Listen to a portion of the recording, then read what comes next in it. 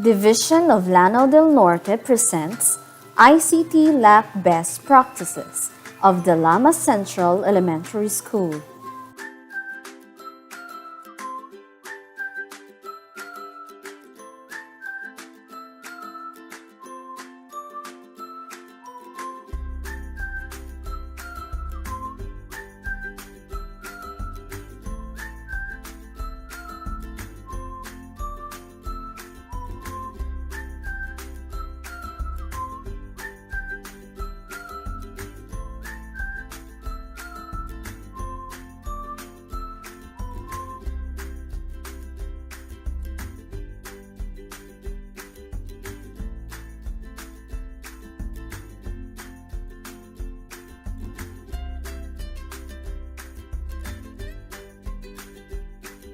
The team collaboratively plan and assist its needs to improve their knowledge, skills, and attitude to significantly improve student learning and development.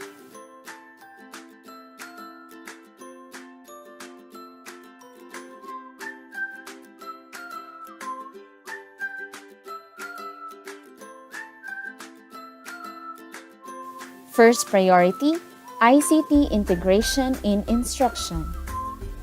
Here's our ICT Lab best practices.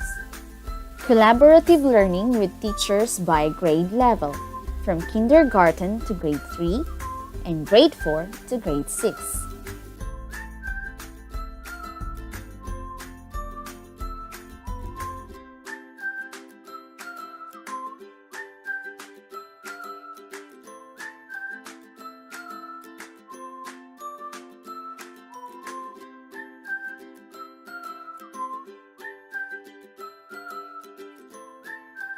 Assign every teacher to share one lesson with ICT integration strategies that are developmentally appropriate so that every teacher will actively participate during LAC sessions. Meeting should be done so that every teacher must know that ICT is very important and it must be integrated in their lessons, and there should be communication so that everyone must share their ideas on how these ICT activities should be integrated in their lessons, and so that the learners can also achieve optimal learning with the use of ICT. Include the active participation of teachers in various LAC activities as an objective in IPCRF. Active participation of each teacher in our school must be given importance, since it is very essential that all of the teachers here must have cooperative activities that must be done in our school. And I would suggest, or I would direct, that in their IPCRF, this must be included as one of their objectives, which is the active participation of all the activities, especially LAC activities. It should be included in their IPCRF. Conduct class observation with the school principal or master teacher to justify if the LAC activities are implemented.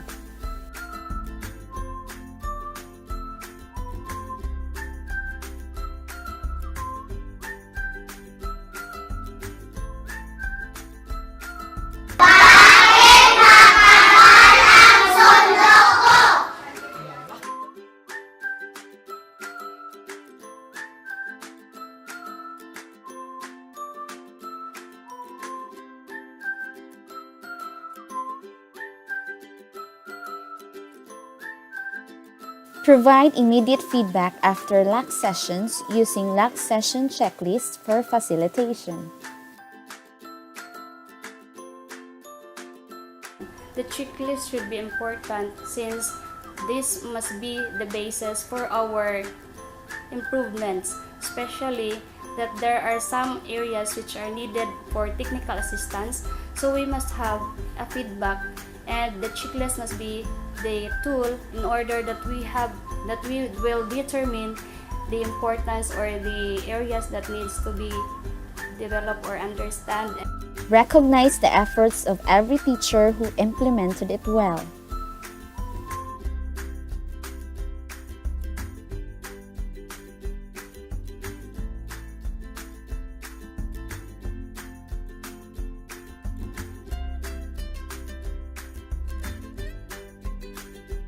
Luck is of big help for me, especially that I am a newbie to this profession. It taught me numerous strategies and methodologies, so that makes my teaching much easier. To produce globally competitive learners, we need to become globally competent. Session, teachers developed and grow professionally. It helps improve my skills in the use of ICT tools in teaching, in which I can present my lesson through a PowerPoint presentation. And the learners are eager to learn seeing those pictures and video clips. I also learned more techniques in delivering my lesson with the use of different instructional materials that I learned during our LAC session, which makes my lesson more meaningful and enjoyable while learning and performing various activities that cater to diverse learners. In the pursuit of educating the 21st century learners, the department ordered number 35 or LAC session. Embracing the challenge of being the 21st century teacher wasn't easy at first, yet through LAC, everything was made possible. ICT LAC session caters the most updated software, skills, techniques, and methods in teaching using technology.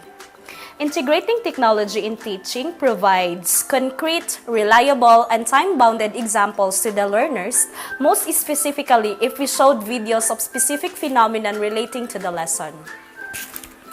We are so blessed having ICT LAC sessions because it also gives us the opportunity to learn how to operate new devices such as DLP, speakers, and most updated versions of Windows softwares.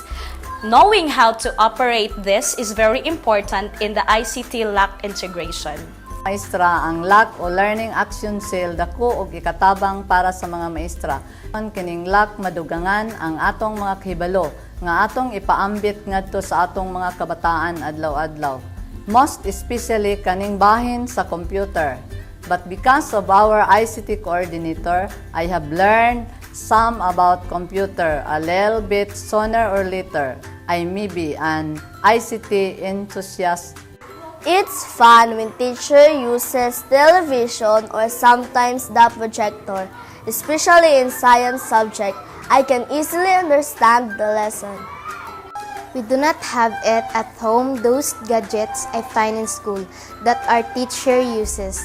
And I like it very much because I got a chance to experience using the computer. We conducted LAC sessions every once or twice a month, which is also depends on our topic and needs. The ICT Learning Action Cell helps us to improve our teaching and learning strategies. This time, we share our knowledge, skills in ICT integration in all subjects. Why ICT integration? There are many topics for LAC sessions that the policy has given. We get the planning, we planned, we assess our needs, and come up in common based on our self-assessment tool, classroom observation results, and pupils' assessment results. And we need to improve that. So, the ICT integration in instruction is the first priority.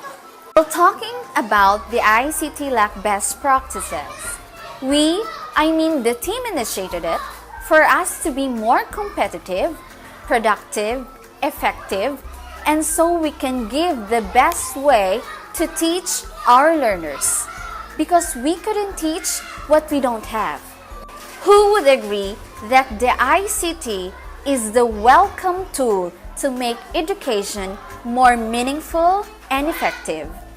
Well, I am, and my co-teachers too, and that is proven and tested because we implement it and we get high results, and that is through ICT LAC sessions.